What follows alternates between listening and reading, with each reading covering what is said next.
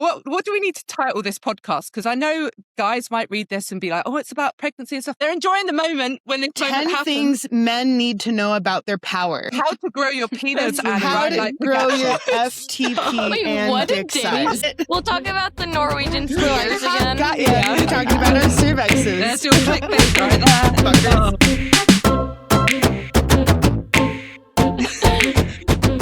Here we go. Nervous. I feel like we should start by turn your volumes down, listeners, because this might be the loudest podcast of your life.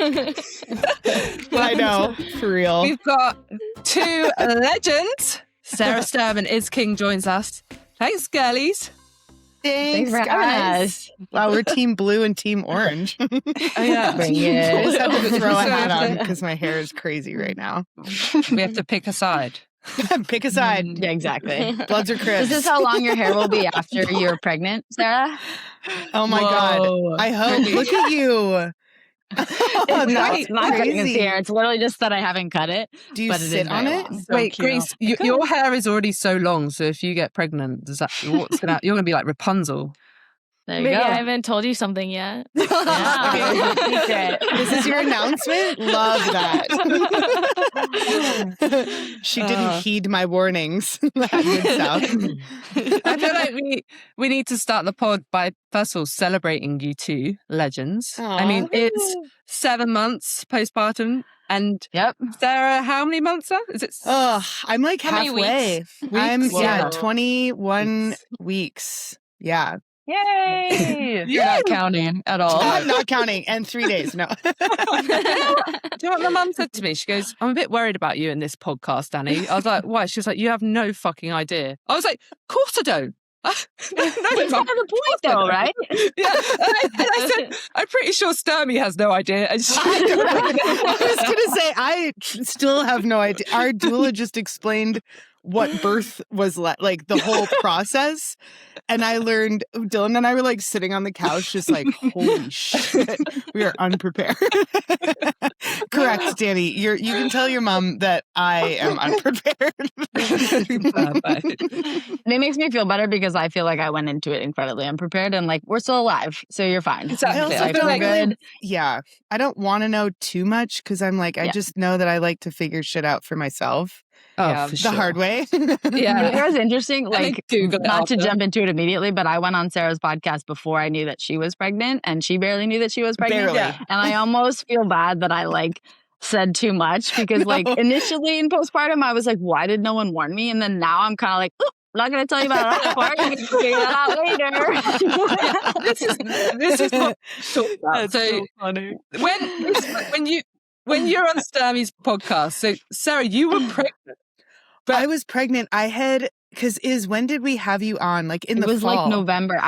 Hazel was 3 months old. So I was like fourth trimester. I So I was literally, coming out of like the shit and I was like, this is how bad it's going to be. And Sarah's like, great.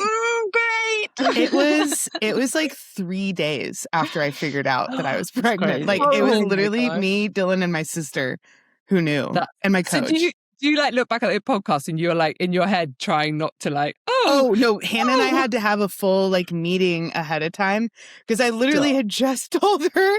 And I was like, also, by the way, is on and we can't say anything. And she was like, well, I'm fine. And she was. And she was like, you're the one who has to keep your shit together. But honestly, I just like, and we can get into this, but the first trimester was so lonely and so isolating. And like, I had so many, I actually like felt like freaked out because I didn't know what the hell, like I went from literally like you could grab a 20-year-old dude off the street and be like, tell us about pregnancy. I would know the same amount as that guy. But this, So, I think, yeah. And I think, I mean, but from both of your perspective, it'd be really interesting to hear because, like, obviously, being an elite athlete, we're so used to pushing ourselves in a certain way, and then all of a sudden, you don't really have control of how you feel. Like, no matter what you do, the pregnancy, I assume, is just going to impact And you. it changes immediately for me. Like, I think I was thinking about this morning on my hike. I was like, it's really great that you're having both of us on because Iz and I have been, talking a ton, and we're having really different pregnancies. I'm having a very different pregnancy from Iz's. And I think it's really important to like show, like, we're both professional athletes. We both do the same sport. And yet we are having really different experiences. But yeah, everything changes really important. Instantly. For it's me, one of those, instantly.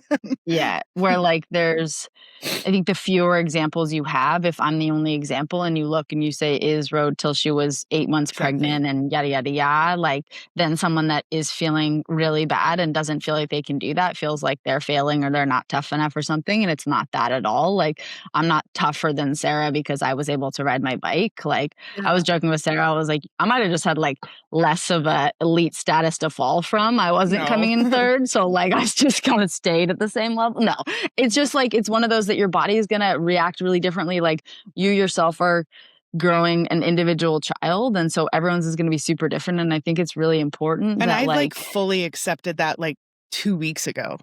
Yeah. Yeah. That's what I say. It's a process thing, right? So the initial part with you was this proper shock, Sarah, especially.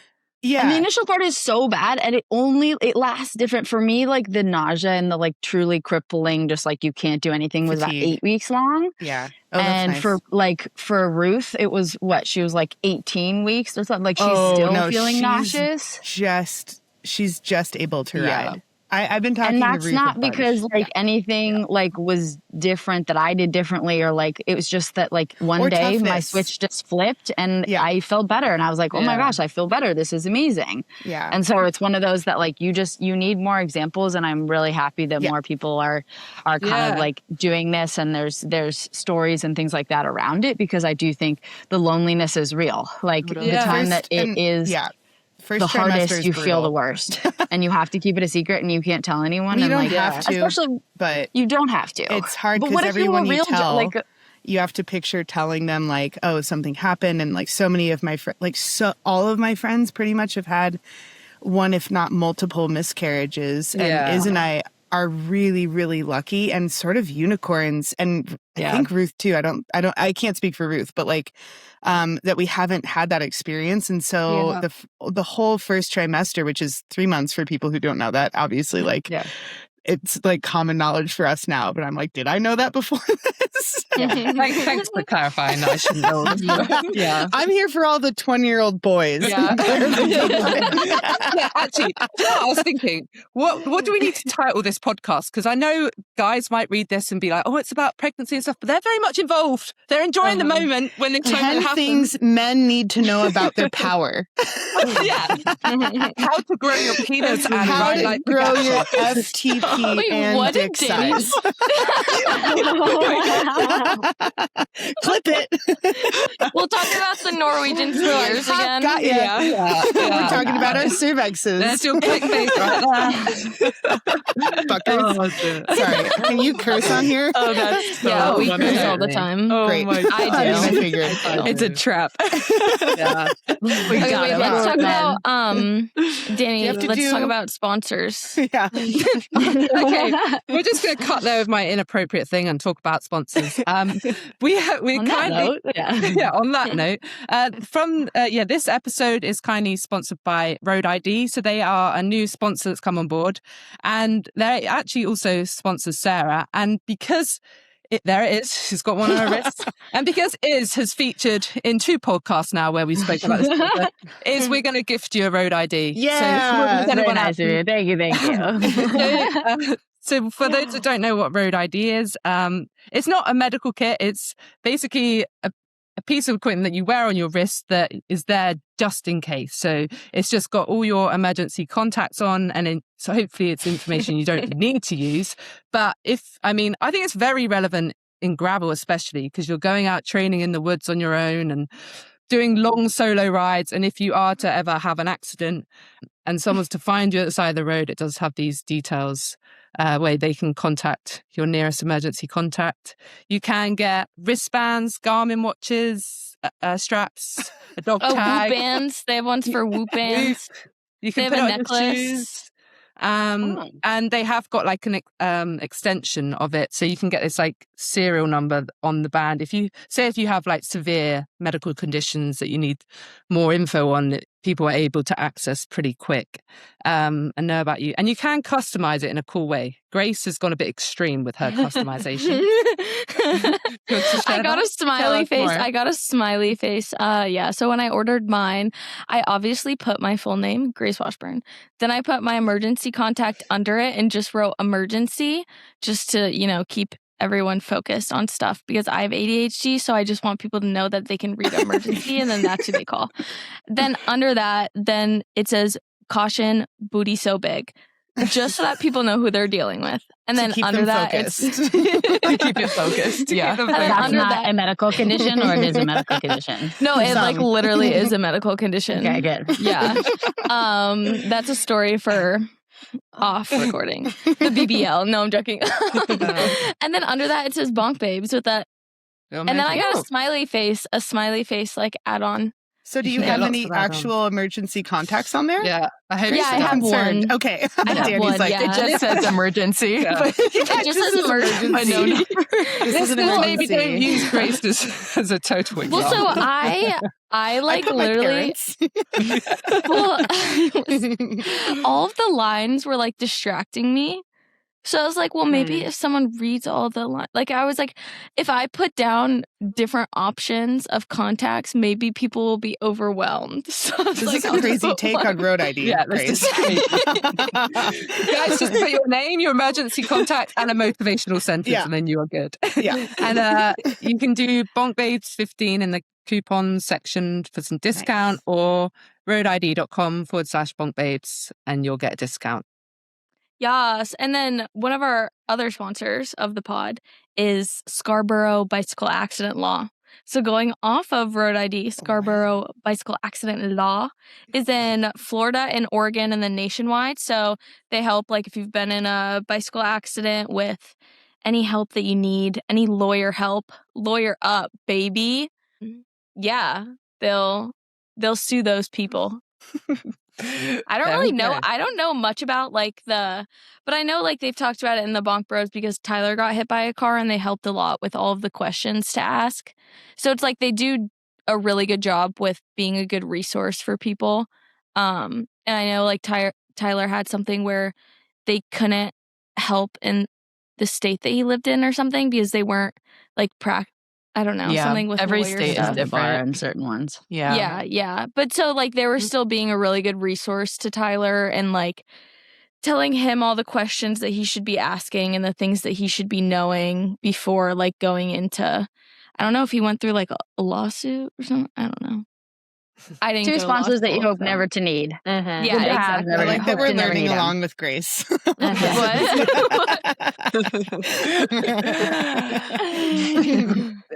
Let's get back to convo. No, I think the reason I think it's so good to have you both on is because I think that's exactly what we talked about. You kind of notice you're definitely having a different experience through your pregnancy, and I think it is something really important and something that everyone needs to be aware of, that just because you're an elite athlete it doesn't mean you're invincible. But what I'm really interested in is, I don't know if you both have male coaches or female coaches, but I want to know how do they understand it, or have they experienced this before, and how did they know what to do with your training?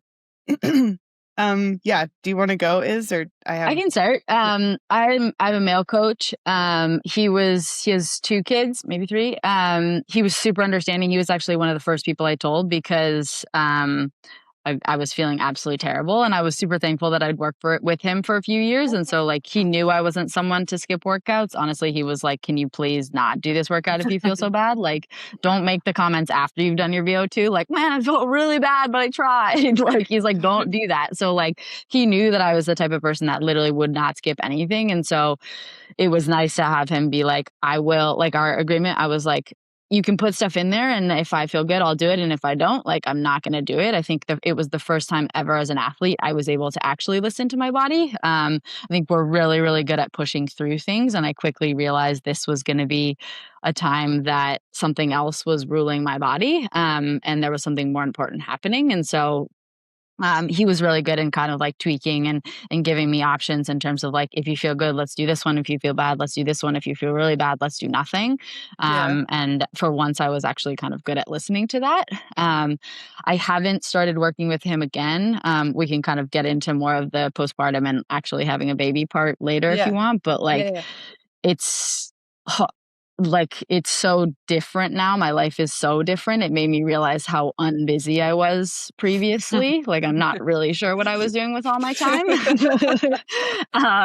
You also realize like a baby is incredibly low maintenance when it's just in your stomach, like kicking it and going with you on your bike rides. And yeah, they're like maybe twirling around and making it hard to sleep and things like that. But once they're a living human, it's interesting because I'm still breastfeeding. So my body is still sustaining a human. Everything that I do, if I do VO2 workouts, like the lactic acid like gets into the breast milk and stuff like that. Like it's crazy. If I have too many drinks, like my breast milk is gonna have alcohol in it, and so like it's one of those like spicy food. Like so like you have to be careful, and it's still one of those where like my body is still sustaining another human, even though she's outside of my body now. And so I haven't reached out to I haven't started working with my coach again because I don't want to waste his time. Like right now, it's one of those, I have a nanny that comes 12 or 15 hours a week. And so that's my time to ride. And some days I feel like total crap and some days I feel good. And so it's one of those that like I either choose to go ride hard or it's kind of has to be a rest day and it's not my choice. And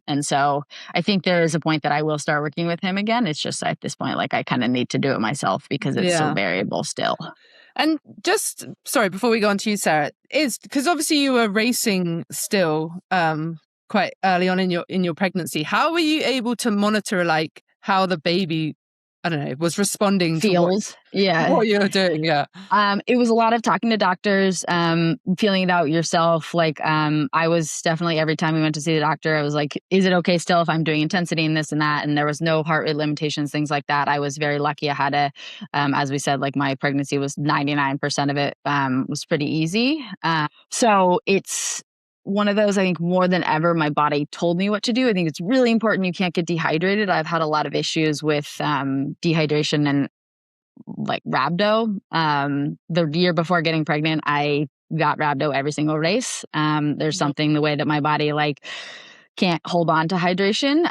So my OB was like, you cannot do that. Like you can't push yourself and have your muscles be breaking down and pee blood after races. That's no longer an option. But as an athlete that was just myself, I was like, I want to do the best that I can and we'll figure it out later, which I don't encourage people to do, but that was something that I was dealing with. And like, it ended up, I never figured out why it was happening. And so when I got pregnant, it was like, this is something that I just need to stay hydrated. And so I would bring extra water on training and racing and everything like that, because like dehydration was one of the biggest factors where it can really affect your baby. So that was the kind of the biggest thing for me, where anytime it was going to be a little bit hot, like I had probably 2 or 3 times the water I would normally bring. Oh, wow. Amazing. And Sturmy, for you, how's your coach been? And it's so fun to hear about it because like again sorry, can you hear me okay? My like mic situation today is just like tech problem day. Because Hannah's not here. Miss you, Hannah. I know it's like getting karmically served for giving my secret shit. So yeah, my coach was also one of the first people I told because I was like, I mean, mainly Dennis has a kid. So I was like, great, a resource. And he like can't tell anyone. Also, he lives in Europe and I don't. So it was like easy to have him know and not feel like he has to keep this huge secret. But yeah, the way that we work together, I mean, I was similar to most people, I think, in the first trimester. Like I was barely able to like go on a walk with Norman. It was crazy. It's a different type of fatigue. Like we've all been tired after like a really crazy bike race or like training session and like even Unbound, like arguably like our longest race, like the fatigue that you feel in your first trimester is like you've done Unbound with COVID and you're hungover at the same time. Like I truly like that's the only way I can explain it. And then every training session pretty much since like the end of October for me, or like beginning of November, has felt like my first day back after taking like a full off season of doing, and like I'm sick at the same time. So like it's been really hard for me to figure out how to push myself, how to do it safely. My coach would like, he was operating under like, we are not pushing anything. Like this is purely for mental health. And he like, I actually learned that I really need riding. I know that sounds like so stupid, but like sometimes like it's hard to know, like, you know, are we just doing this because it's our job? But I actually like really wanted to do trainer sessions and I wanted to do an interval session. And did I do it? No, because I felt so shitty. But yeah, I did. Yeah. Cause I was like, I mostly like, it just started getting warm in Durango. So I did a lot. I did like 5 rides indoors, but he would basically like plug in like some training and he was like, okay, for the day, he was like, I'm literally just giving you this. So if you feel good, just drag and drop it into the day that you feel good. And he was like, and if you don't do it, it's fine. Cause you know, we're all crazy people and you're like, you see if it's there on your schedule, you're fucked. Like you're going to do it even if like you feel really shitty. And that's actually why I really like working with Dennis as a normal athlete, not a pregnant one, because he doesn't really program past a couple days anyway, because he's like, I'm going to check in with you and see how things are going. Cause I'm not going to give you a 6-hour training ride on Sunday, program it on Monday. And you know, you feel like crap and you're going to know that it was on there and then feel shitty if I change it. So it's sort of been like hacking my mental health truly. Cause like the thing is, and I don't know, is maybe you were feeling stronger. Like, everything I'm doing, like it's just for, that mental health component. Because pretty much you're just getting weaker every day. Like my muscles, it's crazy. Like I have a totally different perspective on why people care about gearing and gear ratio. Truly, like, of course. Oh my God. I was like, holy shit, I actually like have to walk up this road climb in Hawaii. I cried. But like, but like my muscle, like you just don't have, or I don't, like, I don't know if it's like I think a lot of it is hormones and like the relaxin that goes through your body. So like you have this hormone that literally like relaxes all of your muscles because like your abs have to like split apart to make room for like all of your organs and the baby. And like you want relaxin in your system. But it makes like building any like muscle tone and muscle power like really impossible. So you're doing all this work and then you're just getting kind of weak. But like I don't look, the only thing I really pay attention to is my heart rate, which is, I don't know if you experience this, but like I haven't seen, like I've done it, like I did I was feeling a lot better this week because I'm just now recovered from the flu. It also recovery takes an insane amount of time. It's crazy. Like I thought I was just having a shitty second trimester, but it just took me 3 weeks to recover from, I had the flu for 3 days, which also you get the flu and you Google it and you're like, hey, what can I take? And they're like, drink some water. You're like, drink some water. They're like, maybe a Tylenol if you're getting crazy. Can't do anything. You can't take anything. I have like peas on my head and I was just like in bed and my fever and you're freaked out because it can be really dangerous. And it was not, I haven't had the flu in like 15 years. Jeez. So, yeah, it's the worst. I got sick once after I did BWR. It was one of those like you go do a race and then you get on a plane, you fly and you think that you're going to be fine. Like your immune system is already shot. And then you did a race. And like, I remember I was like for a week, just completely down for the count. And you're laying there being like, I can't do anything to make myself feel better except for laying on this couch, like curled in this blanket. Yeah. And it's crazy. It is a really different experience. And like, I think and I've texted, like Ruth had a really awesome Instagram post like a month ago because she's basically been like hospitalized for morning sickness. She didn't eat anything. She just now, like she's like almost into her 3rd trimester. And she's just now feeling okay that she can ride, like just now. So she's really, really had quite and it's crazy because like she went from like podium finish at one of the tour stages to like, so And she's been like a really good example for me too. I'm like, and like, what's the British woman? Danny, your teammate, Lizzie. My teammate. Yeah, no, she's not your teammate. She's just another Brit. Why have I gone by blank? No, Lizzie Deignan or whatever. Deignan, yeah. Deignan, yeah. She also, like, she got pregnant and she was just out of there. She, like, didn't, like, you know, everyone is just really different. And, like, 100%.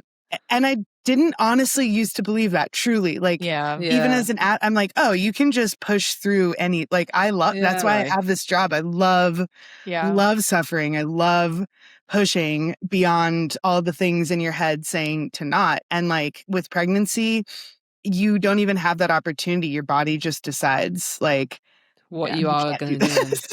Yeah. I think that part hit me. I talked to Erin Huck when we were at Sea Otter, and I was 20 weeks pregnant at Sea Otter, and I was about to race whatever the gravel race. So I was going to do 100 miles of gravel and 10,000 feet the next day. And she was like, when I was 20 weeks pregnant, the doctor said she had placenta previa, which is basically your placenta is like lower down. And the doctor said, you can't ride your bike, you can't run, you can't like barely you can walk. And for the rest of her pregnancy, she wasn't allowed to work out.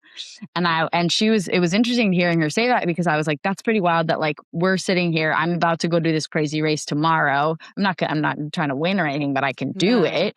Yeah. And then you were told that you can't do anything. And looking at her, and also then she was about to go race, and like she's been more successful since she's had her baby than I ever have been pre-baby. So like it was one of those, she even said, she was like, it was kind of nice for my body to take like a few months to reset. Yeah. Like we don't let ourselves I like that Erin Huck resets with pregnancy. Yeah, totally. So like she was like, I kind of actually got to like relax for a little bit, and like there was a medical like reason that I didn't. Actually, and I think that was it was reassuring to be like, and then long term it actually was better for her, which is I have to say, like, to hear.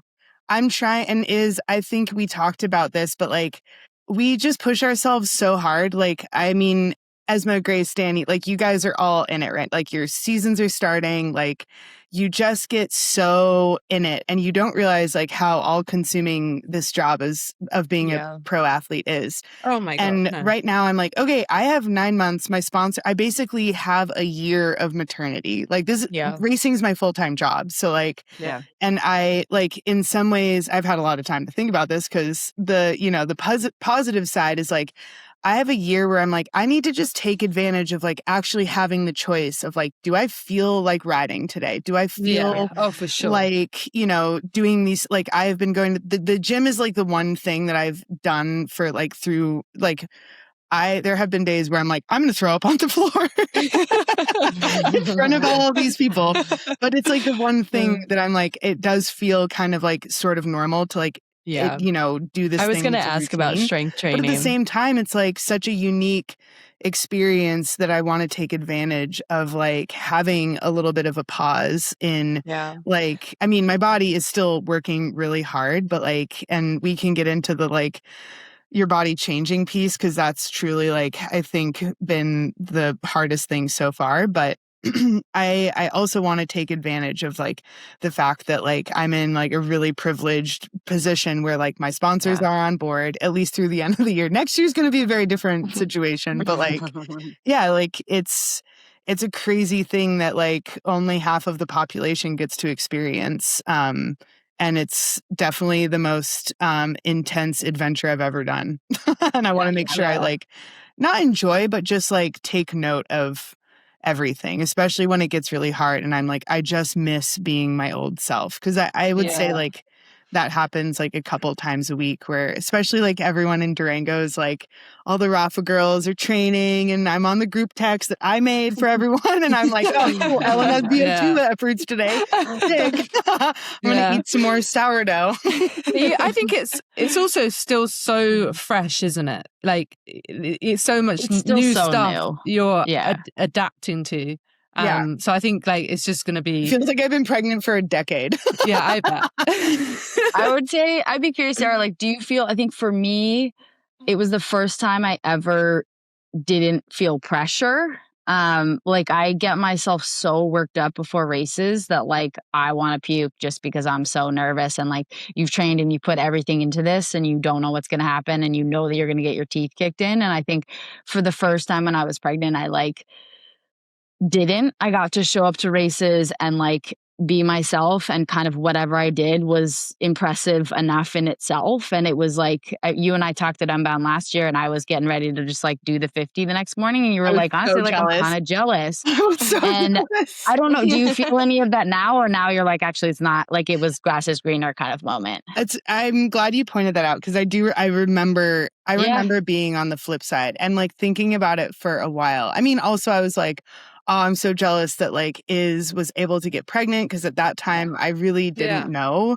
Like my doctor was sort of like, good luck. Like this is going to be rough for you, like especially with your job. So I was like, I was really like of course, like I think all of us, like Danni and I talk about this all the time. Like I get so nervous. Like I really feel like I could like cry on every start line. I just get like, I want to do well, and there's so much pressure, and it like the pressure has just changed. And I think like once I accepted that like my like every single pregnancy, even like when like if and when the thought of having a second child right now, I'm like but like pregnancy, like I talked to my team manager at Specialized. She's had 2 kids and she was like, they were both wildly different. She had a boy for her first, girl for her second, fine for her first, so sick, so tight, like the girl just so I'm like, okay, if like the same person, same partner, same like that can be such a wildly different experience. Like, why the hell am I comparing myself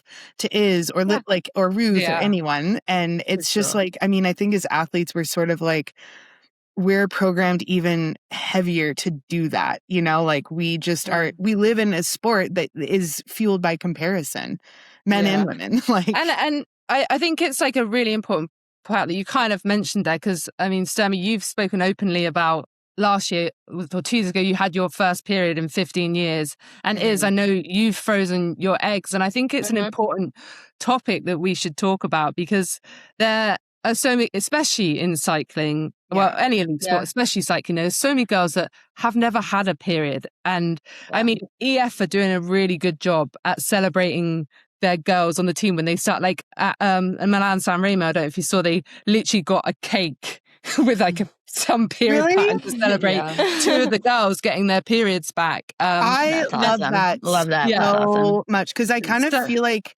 we've sort of regressed in some ways. Like I see a lot of girls that I'm like, there's no way they have their period. There's no way. So I love that so much. Yeah, it's so good. But I mean, are you okay to talk a little bit about like why you decided to go down that?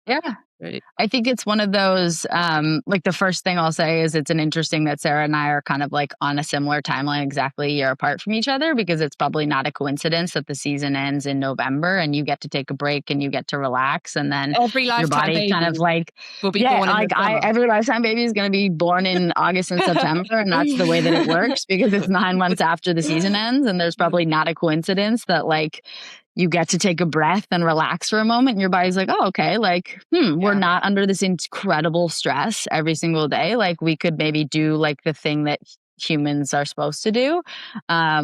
The second thing I'll say is my period came back, and I was like, the audacity of my body to go back to regular scheduled programming. Like we just did the thing that like you're preparing for. Take a break, take a vacation. Like, no, also like now I gotta be so careful because I'm terrified. Like I can barely handle one child. Doesn't your body? Sorry, Norman just stinky. Norman wants to get on this juicy stuff. Doesn't your body like not let you get pregnant when you're breastfeeding? So that's like the reason that people accidentally get pregnant at 5 months is because like when you're breastfeeding, my period didn't come back for 5 months, but like at some point it will. Even if you're continuing to breastfeed, it'll kind of like go back to homeostasis and reset. So the danger is like there is a month that it has reset and you've ovulated and you just haven't had your period yet. So like if I didn't expect that it was coming and I was not being careful, like we could have gotten pregnant before I ever got a period again, which would have been insane. So shout out to being careful. But Yeah, it's one of those that you have to be super careful. And then, Danny, what you talked about, I think I froze my eggs 2 years ago. I was 31 at the time, because I had been on birth control since I was in 8th grade or whatever. Like I had been on the pill, and then I had an IUD. Like it was one of those that my entire kind of since I hit puberty, like the cycle was controlled by some sort of hormonal birth control. And I was truly unsure if I was able to have babies or have a kid. And I was kind of like, I am a professional athlete. I don't know how long like I want to do this. And our years that we are, our baby, years where you're able to have children are the exact same as the years that you're at your prime for endurance athletics. So inherently there's always going to be a choice. And for me, I wanted to freeze my eggs just to give myself a little bit more time if I wanted to, and give myself, kind of a backup plan if it didn't work. Kind of like Sarah was saying, like if a doctor tells you like you've put your body through a lot, I'm not really sure like if this is going to happen. It seems such a fragile subject. I don't know if you, but it's like, I think that's why it's good to talk about, because I think so many girls, it crosses their mind and then they're like, oh no, but will I be judged if I think about that? Because then, and then like if it gets out there and a sponsor hears, will they assume I'm getting pregnant? There's so much of this. That is a really, that's a really good point. And also like, just to like go off of what both of you have said, like, I mean, I follow women's cycling as we all do. And I truly like was one of those women that like, I was really focused on my career in my 20s as like, I was not thinking about, bearing children. And I truly like didn't even know that that's something that I really wanted until I was like 33. Cause I was like, my career took off in my late 20s. And like, I'm not going to pass up the opportunity to be a professional athlete. Like that's something I really wanted for a really long time. But then I started noticing I was getting like really bitter towards all the men, especially world tour men that like had families and they would like bring their kids up on the podium. And like their wives are doing all this. Their lives really have, they're probably sleeping in different houses while their wives are like, I mean, I don't know. I'm just like totally passing job, but I was like really, still am a little bitter maybe. But I'm like, this is totally in the past. It's fine. This is really, this feels really unfair. Cause like, as is mentioned, like, it's something that like you have like at some point, and like I hope you have younger women that listen to this podcast. I probably would have like skipped past, like I was not interested in pregnancy. I was like medium interested in women's health, but like I started cycling kind of back when it was like if you lost your period, that was like a sign that you were like in good shape, and like that was which just is kind crazy. Of which is, I mean, I'm not even that old. I'm under 40 and like I'm still baby, able to get pregnant, like not super old and crusty yet. But honestly, like it, so much has changed, and I watch these women like putting their bodies through like so much, like even in like a healthy way that I'm like, oh my God, like, and like ultra endurance, like I worry about those women and their hormones because I'm like messing it up with like pushing your body for like weeks and months on end. For sure. With no sleep. Like we have a lot more to consider than men, because like if you do want the choice, and really like that's the thing, like you don't have to decide, you just like want to give yourself the choice that like when that comes up, which is why it's really important to get like the support of the industry behind women's sports of like, let's get some more maternity programs in place and like show that like, it's not just the anomaly of the woman who had like an easy pregnancy and easy postpartum that can come back into the sport and like, do their job after they have kids. And it's not just in cycling, it's in every job. And like, that's the stuff that like, that's what I'm nervous for.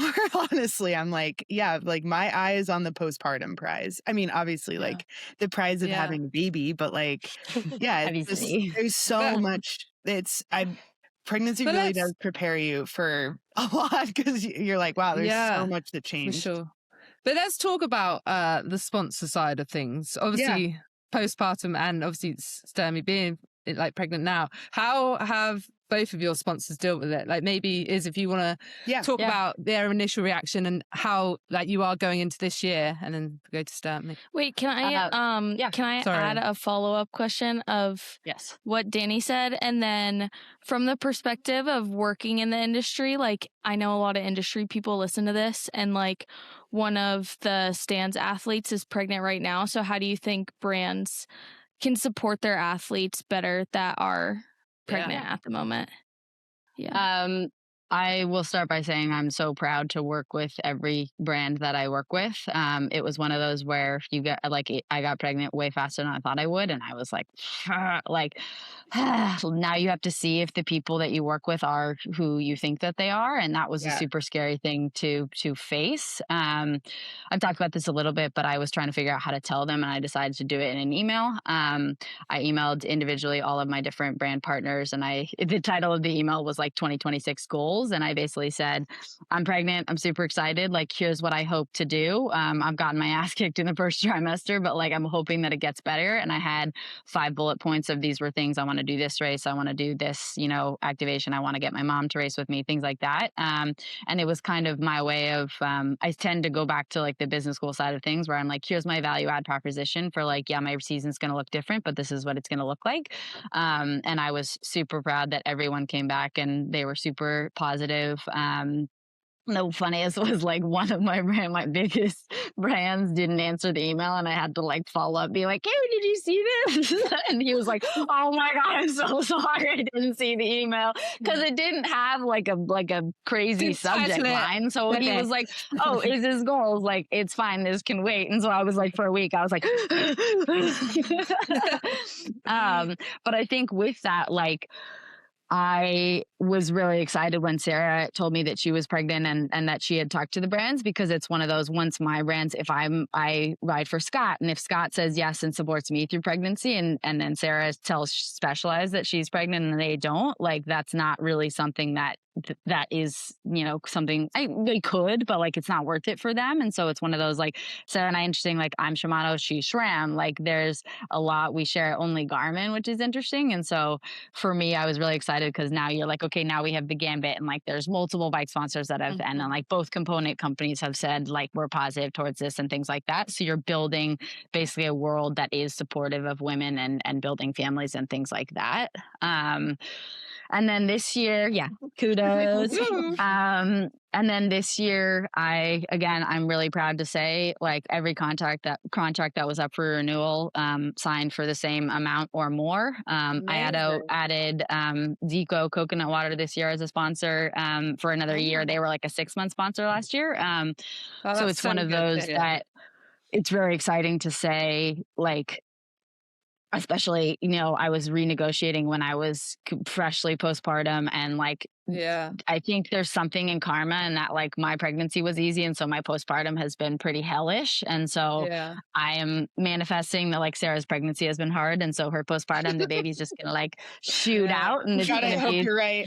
perfect, and she's gonna be back to riding, and the baby's gonna be like giving her gels and breastfeeding perfectly, and yada yada yada. Cyclists worry about a lot of things: tire pressure, headwinds, the climb that never seems to end. We worry about our power, our nutrition, whether we remember to hit record on Strava.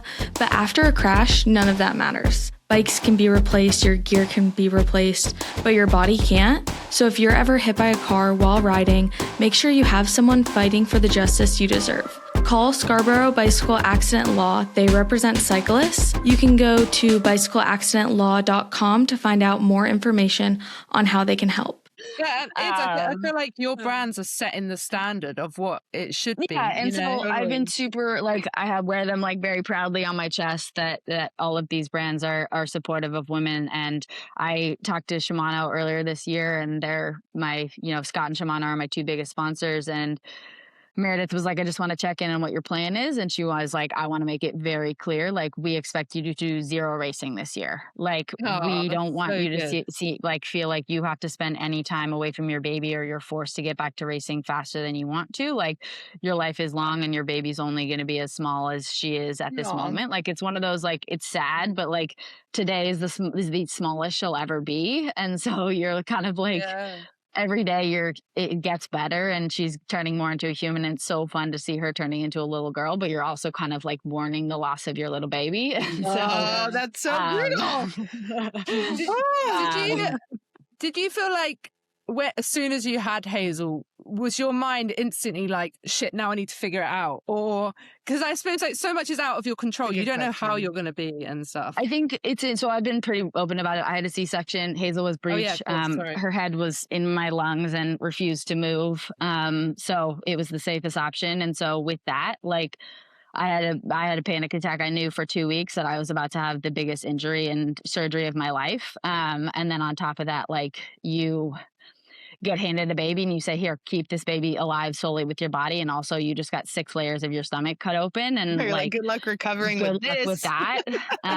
Get sent home the same day. And like, you're going to sleep for maybe 3 hours a night for the next however many nights of your life. And so like, it's one of those that as an athlete, like initially I was like mentally it's going to be hard to be like not working out, but you're so not concerned with that because your body is like, at least for me, like I was in survival mode. You're like, I got to keep this thing alive. I got to figure this out. Like I have never been a mom before. And so it goes back to Sarah being like, I didn't really know it was coming. I was like, holy shit. Like I was wildly underprepared for that part of it. And then I think as my body has like recovered mentally, it's been a lot harder for me to be away from my child. I did a 4-hour ride on Friday, and that was the biggest ride that I've done since she was alive. And I felt pretty good. Like it's one of those like. Wait, didn't you get chased by a coyote? Yeah, also that. Oh gosh. I got chased by a coyote. It was like in the middle of the road, and I was kind of like, I don't love this, but like, I was kind of cute. Like, I'll get my phone out because like I'll take a picture because it's so close to me. And I was riding uphill, so like it was kind of like a slow motion interaction. And then he like started to come towards me, and I was like, no, I don't like that. And then like he started actively chasing me, and I like stopped filming because he got close enough that he tried to like bite my wheel. And then my gosh, I couldn't do. I guess everyone has told me now that like you're supposed to like spray him with your water bottle, and that like kind of freaks him out. But I didn't know what to say, so I just like yelled, "Hey!" like really loud. And he was like, and it like paused him enough that I could get away. But I was like, man, that was the highest my heart rate's got in like a very long time. That would have been kind of you go for your first big ride, like far away from home, and you get mauled by a coyote. But I think that you need a road ID. There you go. I don't know if we could use that lawyer against the coyotes, but the road idea would help. But it is one of those that switched. I think when I was pregnant, it's very much like I was scared of cars, and you're kind of like, I need to control everything. I need to make sure that I'm riding safe and things like that. And it's interesting that I think it's actually gotten worse. I'm like, really? I'm going to try not to cry, but like you now. Oh, it is. I could give you a hug. Sending love. Oh, buddy. You're amazing. It's like you have something to live for. And like every time that I leave for a ride, I'm like, if I get hit by a car, like that's so hard. I leave my daughter without a mom, and that scares me. God, that's all. My mum, honestly, she has me on. So I've been up in Andorra on my own, and she has me on Find My Phone, and she like literally says every half an hour check. And oh, she's nearly home, and I think it's this mother-daughter relationship, or like just a relationship with your child. My mom hates that. I ride my bike. Of course. I don't know how our parents actually deal with that. Like my mom also told me like I'm really close with her, and she, you know, like pregnancy is full of anxiety, and she was like, honestly, it really it's such a small slice of what you're about to feel. She's like, you just don't stop worrying until you know. Like she's like, maybe it really ever doesn't end ever, and you just learn how to deal with it. I'm not necessarily worried about her. She's in good hands if she's with our nanny. Honestly, but you're worried about capable hands. You're worried about yourself. And like totally. It's one of those that I'm like, if someone is deciding that they need to send a text message, like suddenly, like I'm, you know, I wonder if scared me. Sorry, not to bring men into this, but like I'm just so curious, like. Because I think that that's like something that we feel just inherently and naturally as being women. Like it's part of our makeup. It's like, it's a really cool part of being a woman, and also like a huge burden in some ways.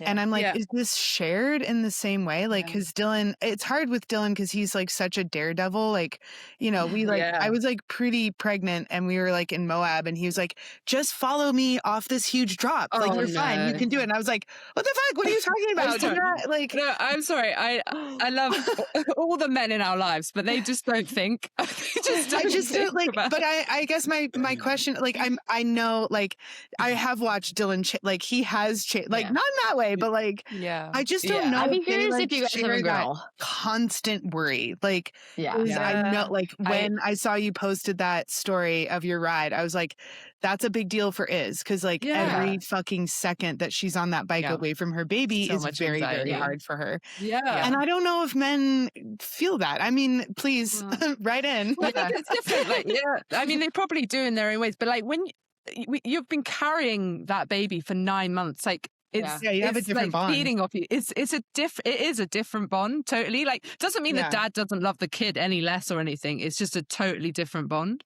I mean, it's interesting. I feel it. I think on one side, like, Joe is such a hands-on dad that sometimes I'm like, she likes him better. like she loves her dad, which is the cutest thing in the world. I think it's interesting. I didn't realize it at the time, but like, Joe stopped riding his bike last year. He just ran. He was like, it's going to be easier for me once we have a newborn to run because, you know, a 30-minute run is like a real run, or an hour-long run is like a really long run, but a 30-minute bike ride like isn't really. He's like, we're going to have less time. It'll be easier. He set some goals. He did some running. Good for him. And it's interesting now, like, he's been a little bit more open about it. He did like 2 bike rides and he was like, I don't like riding with you when you're pregnant. I can't protect our daughter and it freaks me out and I would rather not be there. So for him, it was like he had this like, oh, I'm going to run because like, you know, I want to be a runner this year. And it was more like, I'm petrified. And if I can't protect you, like I kind of need to just like distance myself and hope that you're being safe. Because if I see a close call, like it takes me like a really long time to recover. And now we joke about it. He's like, I don't feel like I'm like the chill parent, but in comparison, he's like, yo, she's getting sun in her eyes. And I'm like, at some point in her life, like she's going to need to learn not to look at the sun. Like she was like, we were in Christmas and we had like she was like refusing to sleep. And we had brought like a different sleep suit that wasn't fleece. It was like cotton. And it was 2 a.m. We couldn't figure out why she was like not sleeping. And he goes, she hates it. It's not soft enough for her. So we like, it's like you can laugh now, but in the moment you're like, you're just trying to figure it out. And he's so cute and so protective of her that like that fatherly instinct definitely comes in, I think. But with that, he went back to work and goes to work from, you know, whatever time in the morning until 5 or 6 at night. And so there is another biological side. I think for him, he's felt it a lot more where he's like, I need to provide for my family. Like, I know that this will be expensive. And so he has that motivation. Whereas I had the like, kind of like, I need to be with my child. He's like, I love this child more than anything. He told me pretty immediately that he loved her more than me, which is fine. No, he didn't say that. He just said, I love you a lot, but I would lay on a stove for this baby. And I was like, okay, you want to lay on a stove for me? But it's one of those that, like, I think biologically different. Like, you feel he has less of a hard time being away from her, but he feels like a lot of pressure, like, to be the man in the family, which is interesting. I also find that, like, with anything, like, you know, having, I don't know how women do this alone, truly. Like, I just had a conversation yesterday with a woman who's pregnant, and I was like, and with a toddler, like, they're truly the Olympians of this world. Like, I really believe that now. But I also, like, I think having someone to, like, balance out, like, we just had our anatomy scan last week, which is, again, for people who don't know pregnancy. Yeah, all good. Yeah, but that was like it's like the big, like, scan when you see, like, the baby actually looking like a baby. Although, I don't know, it just still looks like an alien to me. Alien. Yeah, they're like, there's its lips. And I was like, ew. You're like, nose? I was like, there's its gallbladder. And I was like, oh, thank God. I was dying to see the gallbladder. Phew.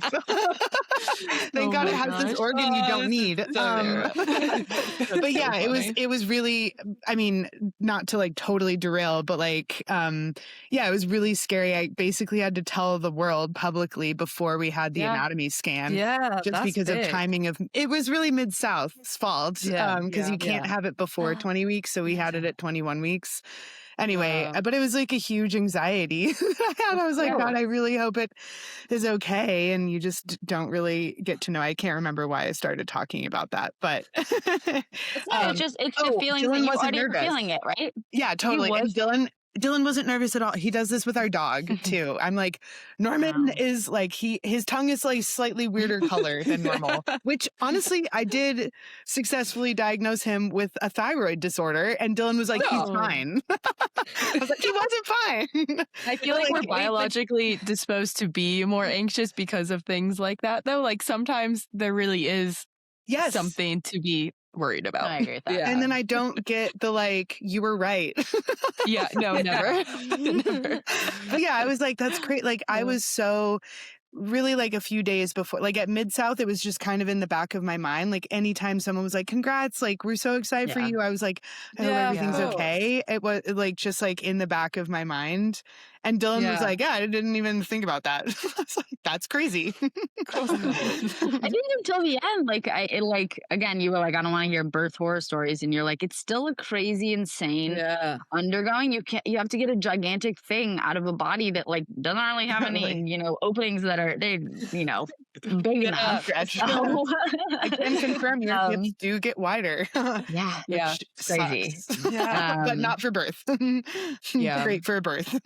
As you mentioned Mid-South Danni, obviously that was where you kind of announced it. Well, you did a post just before, but talk to us. Number one, you were exhausting me seeing how much you were doing. Like, oh my gosh. Like you did so much there. And how was it being on the side and how? Yeah, totally. I am really fortunate that like I was really nervous going in because like we had committed to this live podcast, which like you guys know is like a whole other thing. Like it was that I was more nervous for the live podcast than I think I was for like the race, like making sure everything was working. But it's also just kind of like I'd rather be busy than like sit around and do stuff because I think my FOMO of the bike race would have been a lot greater had I not had my own stuff going on.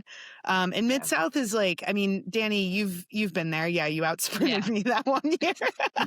Kicked my ass. Hey, I just got you back from Unbound. I was like, honestly, good for her. But yeah, it's like must be nice to be there for the sprint. I don't know if I can even classify what I do as a sprint, but yeah, I saw the finish line at the same time as Danni. That's good. But yeah, it was really intense. Like I was not anticipating. I told this, and she's gone through all of this, and like I can talk about my sponsor experience too, because I'm really curious if the same person didn't see I had the exact same thing happen with two sponsors where I was like, did you read that? And they didn't. So I'm curious offline if it was the same one. But yeah, it was, I was really overwhelmed from telling, like, I kind of have felt like we told everybody and then I just forget that like, Instagram gives you like this huge platform and people were really, really excited for us, which was really an amazing thing. Like everyone is so supportive. And then you forget that like, people you don't know or like outside of the bike world see everything, especially like I, made a little bit of a slip up on my podcast talking about like my contracts with sponsors, and then that clip went like super viral on Instagram, and I'm like, oh my god, like all these people are commenting on my pregnancy, and it was just a lot. And then to go into that weekend of Mid-South, which is like so much energy, like it's really not about the pro race at all, like especially now, like it happens on Friday, which is great for the pros, but like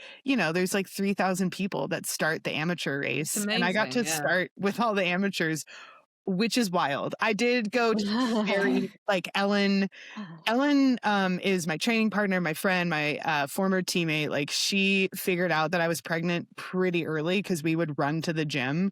And oh my gosh, she was yeah. like, I was listening to that. damn, you are slow. And I was like, oh, my back really hurts. And Oh my Ellen, gosh.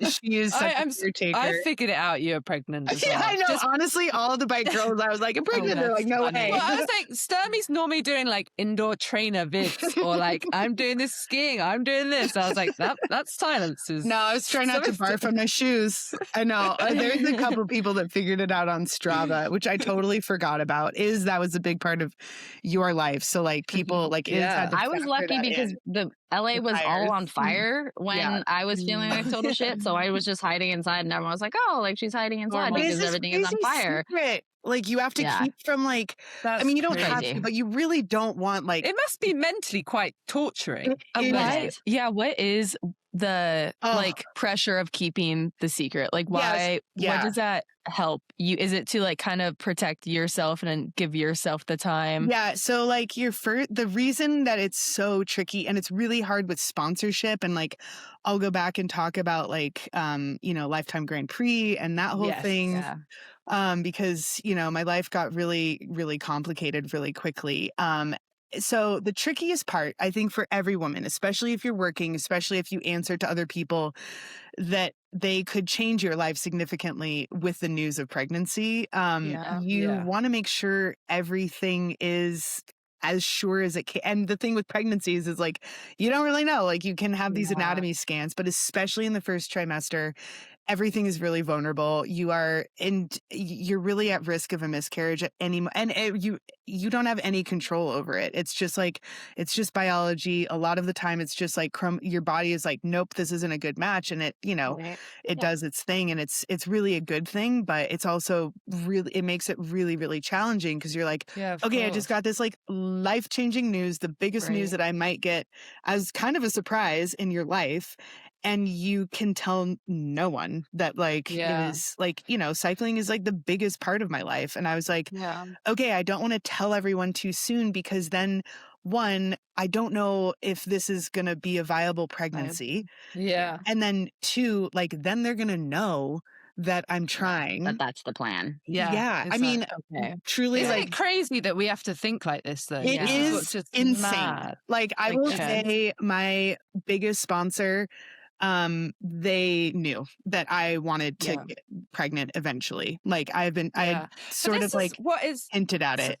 Yeah. This is what's so hard, isn't it? If you go to a brand and you go, yeah, I want to sign a 2-year contract, but I would love to have kids, but you can't guarantee that that's just going to happen. And that's not like, just in cycling. Be able to get pregnant. Exactly. That's in every job. That's why there aren't as many female CEOs and, whatever. And Sammy, you mentioned like you'd had a chat with a doctor before and that was like kind of good luck. So then that fear must be in the back of your mind. So of course you're not going to And the only way to your know career. Yeah. And she basically, my doctor was like, when I told her, because I got my IUD out to like see if my body could even have a period. And that was like years ago, like that was... Now I've had my period for, 2 trachas in a row. Yeah, just on the start line, you were like to me, I'm having my period again. I was like, love this. But yeah, like the process starts a lot early. I mean, but I wasn't like wanting to get pregnant then, but she was like 6 to 12 months, good luck. And I was like, well, can we like scan my eggs and just see how many, like, is it like what? I just wanted answers. What's in the basket?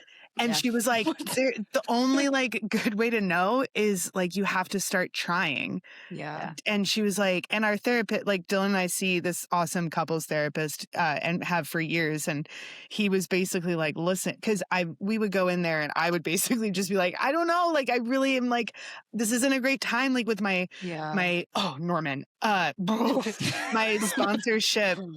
sponsorships end this year. So I was like, I got into the Grand Prix. I wanted another season of racing, but like, time's ticking and I like have to, I felt the biological pressure of having kids now or like starting the process. And so in my head, I was like, great, we'll just start trying through the season. It won't happen because like I'm going to be racing and training. And then, magically after Big Sugar, after I cross the line, I'll pee on a stick and I'll be pregnant. And boy, it couldn't have been any different. It was like week one of, I also like think that this could be the case for a lot of like the gravel athletes. Yeah. Yeah. That's so funny. I mean, there's a reason that and I are kind of on the same like timeline. One, we were really lucky that, our bodies let us get pregnant pretty easily, but like, the timing of like, off season in October, I think a lot of women who are in the Grand Prix, that will sort of be the time. So we're going to have a lot of like baby July, August boom babies. Grand Prix, exactly. It's just your body's relaxing. You spend the whole year. It was like fascinating study in cortisol and how actually taxing this, because we like sort of, not to get like too graphic, but like, I mean, we like, it wasn't like the first time we tried, we, got pregnant. We were sort of like trying like through the end of the season. And like, I wasn't even stressed out. Like I didn't feel stressed, but just training, racing, travel, like your body's like, absolutely not. We're not getting pregnant. And then like the second that off season started and I didn't have like race anxiety, I like, could eat normal amounts of, I eat normal amounts of food, but I wasn't spending all of my calories trying to pedal a bicycle. My body's like, cool, now you get a baby.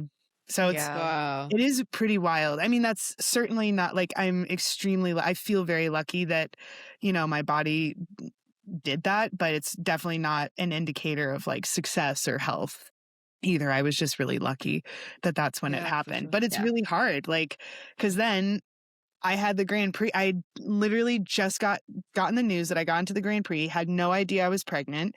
It was like cells were dividing, like it was very early in pregnancy. And then, we found out like early November, like just before the holidays, that I was pregnant, but then the anxiety set in and I really couldn't tell, like I didn't want to tell the Grand Prix because I was like, this might not happen. It doesn't work.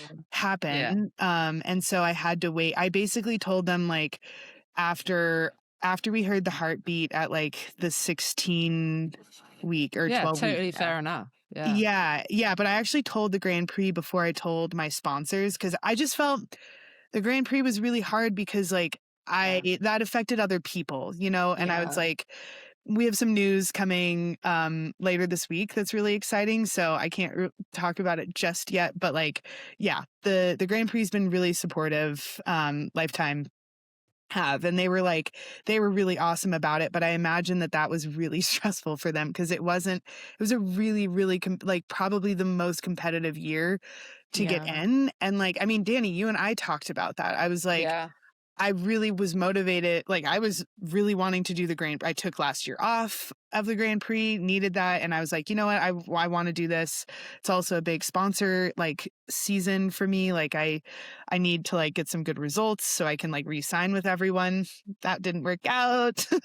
No, it's funny because I saw you got in and in my head I go, that's a bummer. Like I guess Sarah decided that they're not going to have a kid this year. And honestly, like it's funny why I didn't suspect anything when you had me on the podcast because I was like, she got into the Grand Prix. Like she decided to like use this year. And then when you told me, I was like, your body doesn't give a shit if you're in the Grand Prix. We exchanged words, didn't we, because I was like, because in my head I was like, I swear Sarah's pregnant, but obviously just kept it in my head. And then she got into Lifetime. I was like, oh, maybe she's not pregnant. And then, right? It was a good cover. And then I would have known I would not have like you, and you just were like. Fair. And I just sent a pregnant emoji and you just sent question marks back. I was like, something's going on. I know, I told... Oh, wait. So funny. I told a lot of my friends and all I said was, guess what? And literally all of my girlfriends were like, pregnant.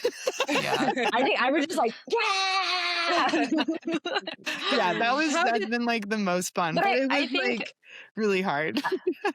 I think Sarah and I have talked about this a little bit offline, but like I've talked about it with my therapist as well. It's one of those where like this is something that completely changes your identity and flips your world upside down. And like I've struggled with it a lot even now where like my husband and I talked about it. Obviously, like in my head, like both of our lives have changed, but he's like, no, like I was handed this beautiful thing. Like he ran like 4-minute mile, not actually, but like he did like a 4:20 mile like 2 weeks after she was born, and I was like, cool, I can get to the end of the block, like this is sweet. Dylan's like, also on his he was like, no, I was literally like, I was handed the best thing that's ever happened in my life. My job stayed the same, like I became a dad, and that's awesome. But like for me, like my entire career, my identity, like everything is flipped upside down, and I've struggled with like, what the heck does my life look like now going forward?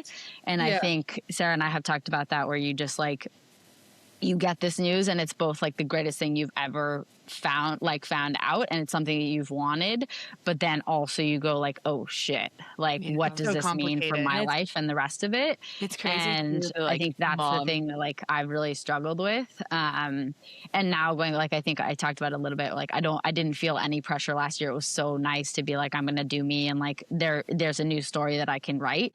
And then I already now feel the pressure of like, it's not coming from any of my sponsors, it's my own self. Like I feel the pressure to be like, I want to show like that you can come back and you can be a racer. Like moms have done it before. I'm not the only one. I'm not the only example, but like for myself, like I want to do this, but I'm also like really struggling. And so it's an interesting, like, I don't know. I didn't expect it to affect like my identity quite as much. You kind of just thought like, ignorantly, I thought you stay the same and you're a human and you add this cute little thing, but like it flips your entire life upside down, and suddenly going to, to get doing a little outing takes you an hour to get ready, and if she didn't sleep then you can't go, and yada yada yada. Like it's one of these, like your life is just completely different, and that's something that I'm still struggling with and still trying to figure out, which is crazy because I think when you're pregnant you're like, this time is passing the slowest it's ever passed, and then you have the baby and I'm like, wow, I have a 7-month-old, but like I'm pretty sure I gave birth yesterday, so I'm not quite sure like where those 7 months went.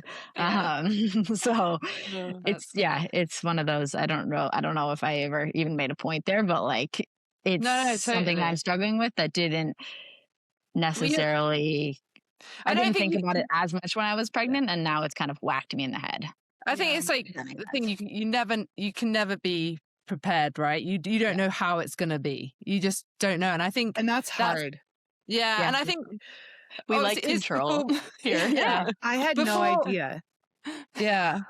Before we talk about what your plans this year, I mean, I know you said about your sponsors supporting you and stuff, but Sarah, from your side, obviously you said you're with sponsors this year, but the time your baby comes, do you have like a lot of contracts ending? Is that the fear that you currently have? And totally. Like I leaned on Iz a lot for like how she told her sponsors. And before I even was trying to get pregnant, I remember asking you about that. And I asked, ironically, I was like in the middle of talking to Ruth about like just her life with the world tour and like how she told sponsors when I was, I had no idea I was pregnant. And I was like asking her all of these questions. And then I found out in the middle of this like long conversation we were having. And then I just had to like go dark because I was like, I have this news and I don't know how to like.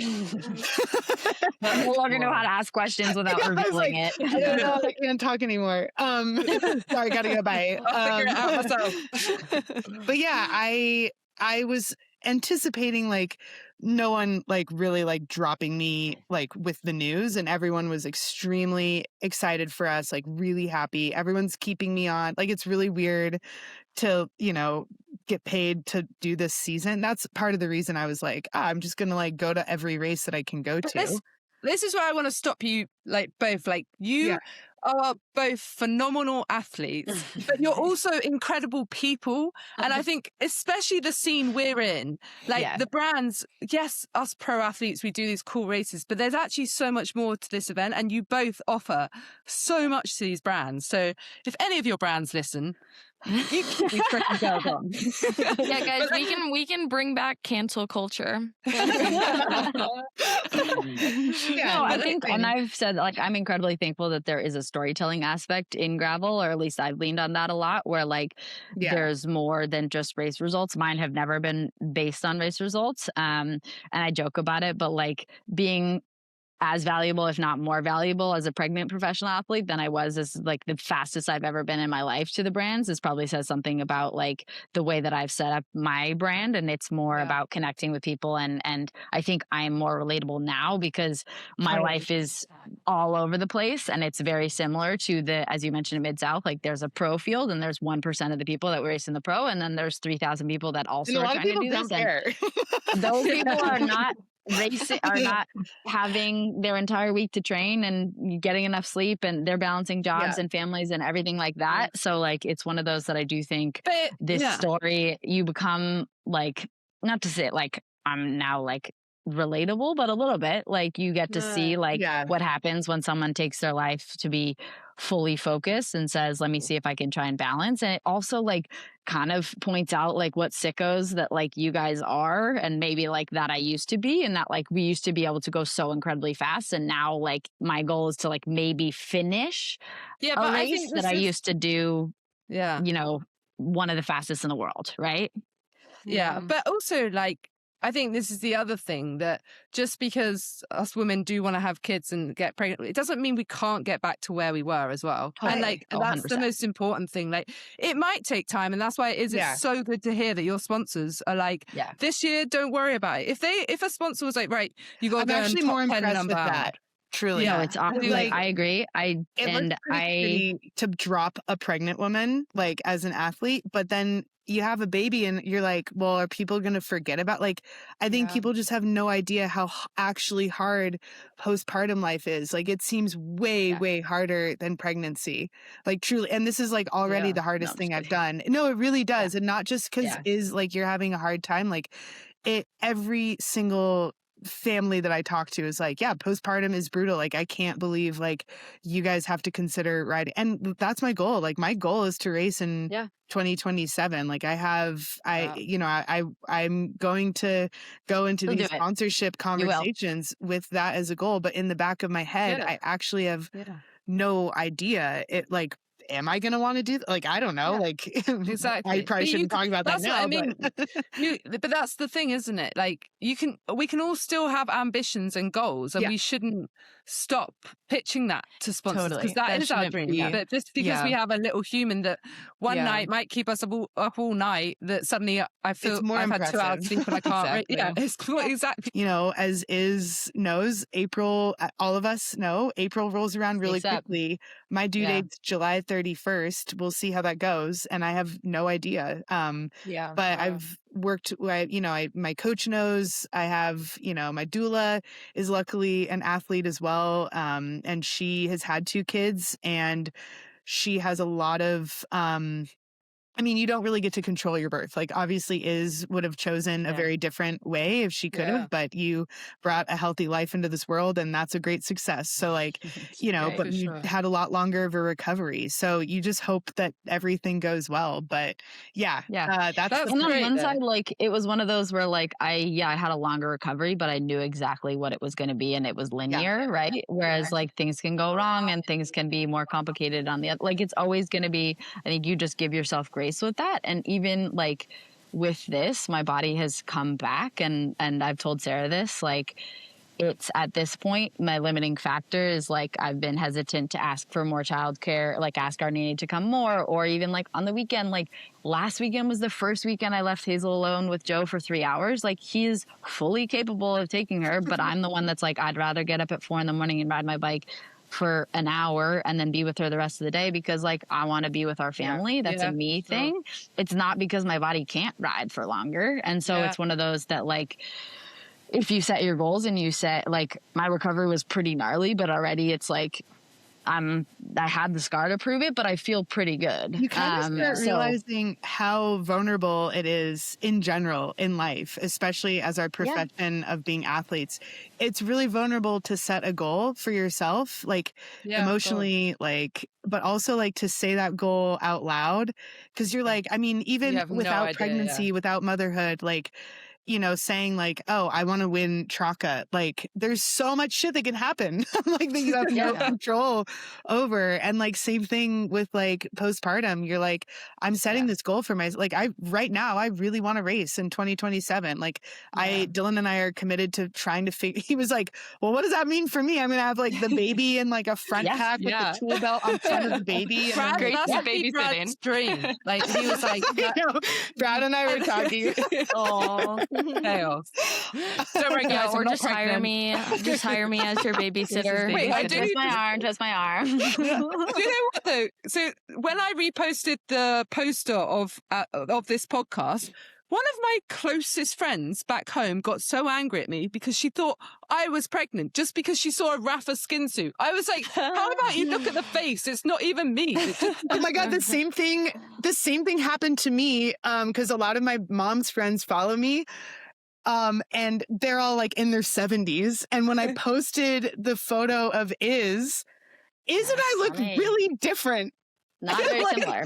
The most different. And like, my mom got so many texts from her friends. Congrats on Sarah's pregnancy. It's just a girl in spandex and with a bike, like dark hair. Like, but that's how much our family members too are like supporting us as women who are also pro athletes. But you know, they want grandkids. This is why our parents are all falling for AI. They can't even see the regular photos and be able to tell. I had to tell my dad, I was like, if it's a dancing baby or animal, it's AI. If they're on a trampoline, AI.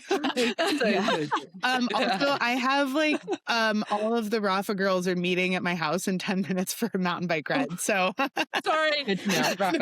I do want to tell you guys, like, Sarah is just like, before we close this out, 2 years ago, I was at Toad, and you know, this is fairly new in the crit racing space and road racing space. I'm really grateful that people like you are paving the way of talking about this more with just like bike racing in America, because then I feel like gravel kind of trickles down to road right now. But 2 years ago at Toad, I would have been 24, 25, and there was an all-woman mom podium, and it was just, and they all had their kids on the podium. It was Marleas Garcia, Skylar Schneider, and Ariel Verhaeren. Cool. And it was just one of those moments as like a woman, and we were all like celebrating them and cheering them on. It felt really so powerful. Special. And I think Sam Schneider, it was like maybe a year postpartum, right? And so it's really cool to see and like have that in my mind and as a memory, and like I would love to celebrate that more. Yeah, see you on the podium. I guess one of you three guys get pregnant, and then we can all be on the podium in 2027. Don't twist my arm. Wait, my boyfriend's dad was like, you're like, I want grandkids. I'm like, okay, one, not married. Okay, your son has not popped the question. Two, I was like, I'm 25. I was like, give me a second. Baby. Before, I think we've got a couple of listeners' questions. We won't do them all. But can you guys just tell the listeners where they'll find you at the events this year? Because I know you just announced. I think this is one of those also, again, with like setting goals and then resetting them. At the beginning of the year was like, I'm going to this, and this. And my husband was like, hey, maybe let's talk about that. Like, we have a very small child. She doesn't sleep when we travel somewhere. So like trying to go to 7 events this year is maybe not going to be a thing. But I think with that, like, it's constantly changing. And now she's 7 months old, and it's a little bit more like we're getting our lives back and things like that. So the plan right now, I'm going to be at Sea Otter. I'm not going to be racing, but I'll be walking around and doing activations. You're going to be there? On Friday and Saturday. So keep an eye out for the orange there. And then the big stretch goal this year is I'm going to attempt to finish Unbound, which is super exciting. And I think with that, it's a scary one. Like you guys said, you can be prepared and still something can go terribly wrong. But my goal is to finish. It'll be my 6th year doing the 200. So try to get that 1,000 miles cup. That's I think that'll be my own little podium if I can do it. I'll be at that ceremony. tiny. Yeah. Even if you just like make it to Unbound. No, and that's like, it's one of those, not to like, Shimano was like, if you come to Unbound, like that's as valuable as you racing and doing everything, which I was like, great. I'm really glad that I've turned myself inside out to like be so nervous every single time, and I'm equally valuable if I show up, but it's fine. So good. But and then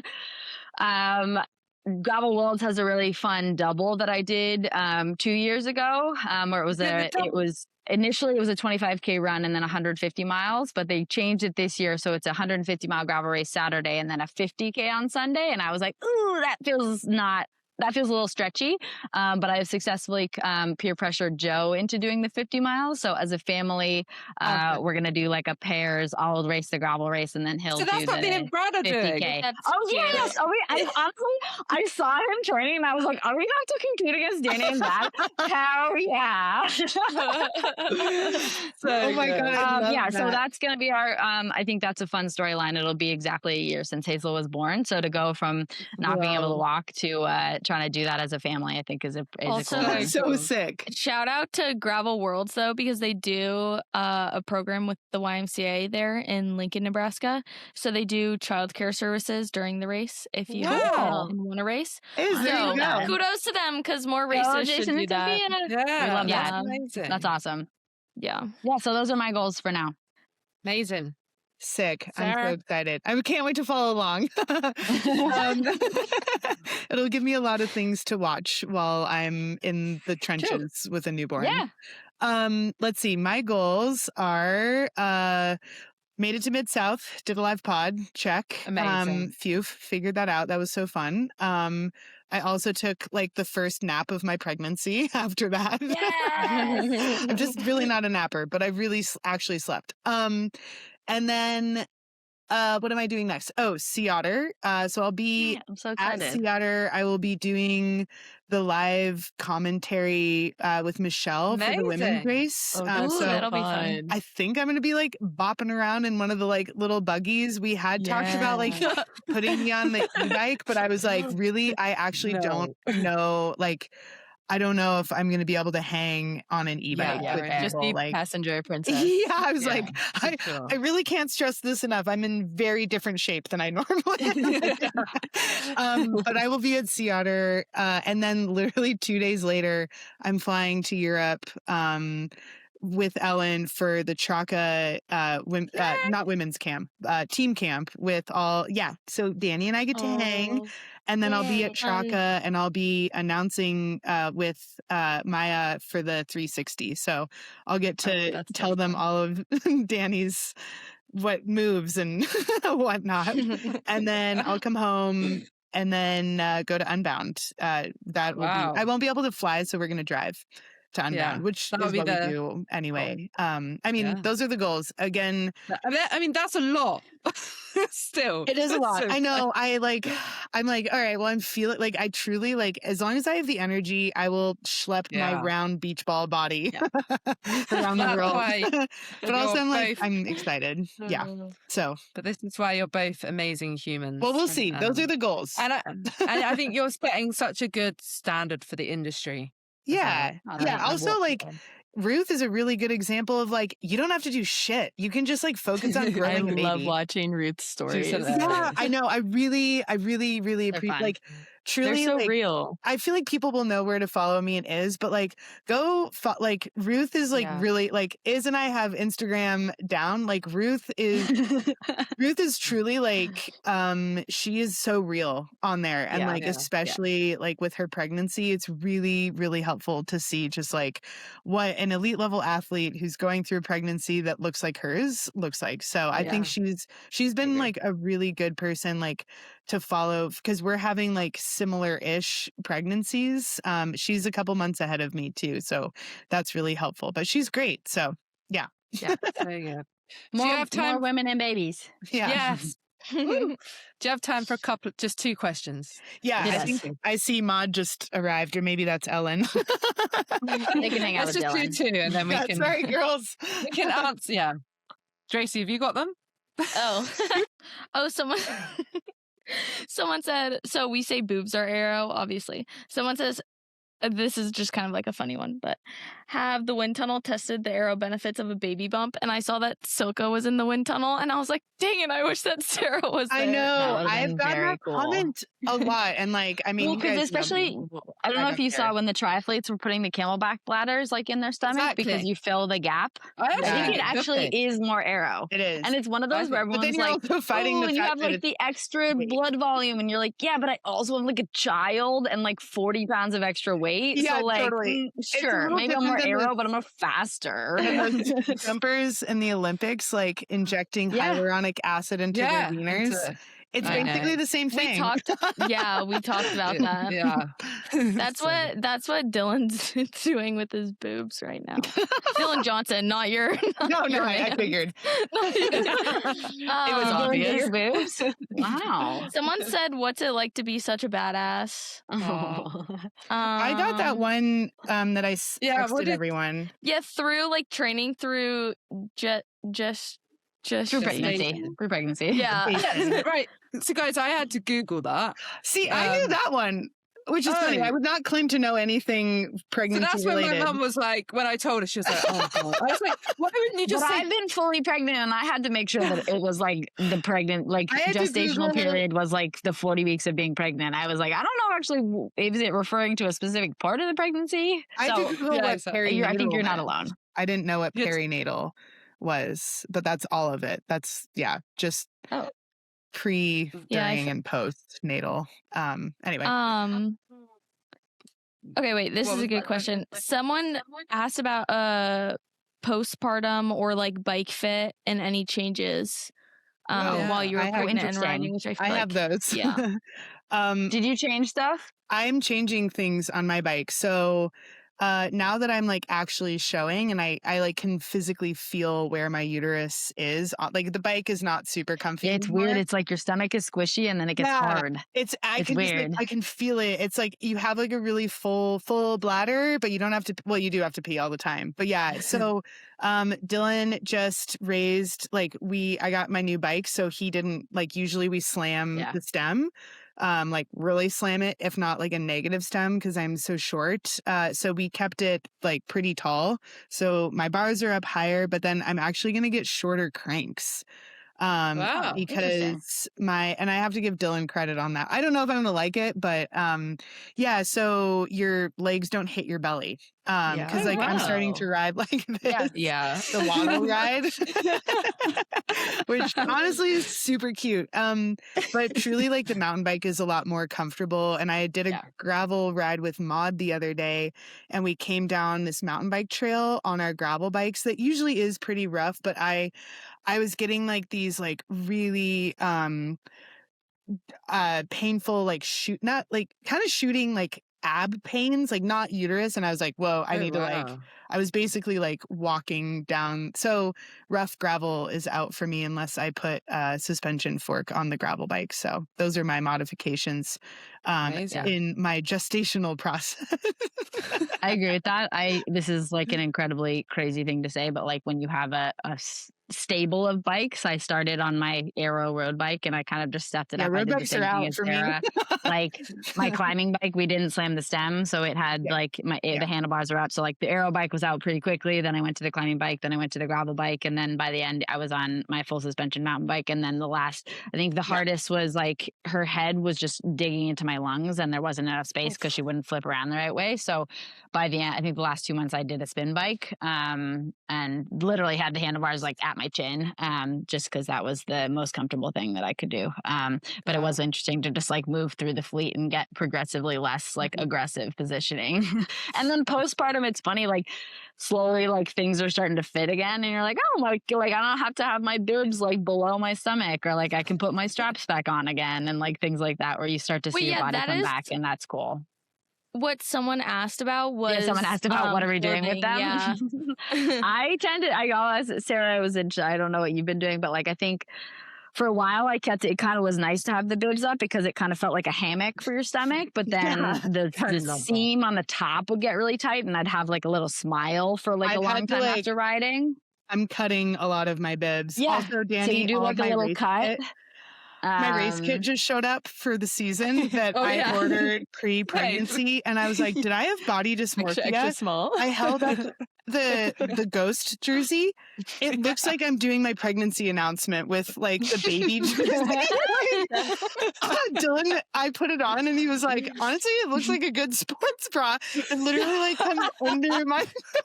I'll send you this really attractive photo. I also have the girls. I told them to come into the office and wave at everybody because they're like, I also had the same way. I ordered all of my kits before knowing I was pregnant, and then they were like, sorry, Italy already like put them into production. And I was like, sweet. Yeah. So like everything was like, I was really testing the spandex by the end. But oh my God. But you know what? Like, keep sharing this, like keep sharing the jersey because it just like normalizes it. Like people shouldn't be insecure. Like our bodies are incredible what it does. And I think it's so great that you guys are talking about it.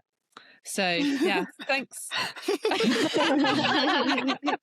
Your little sun move. So cute.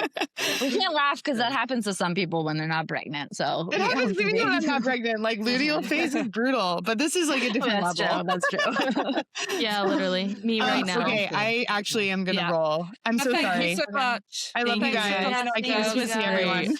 That was great. Dude. Thank you. Bye.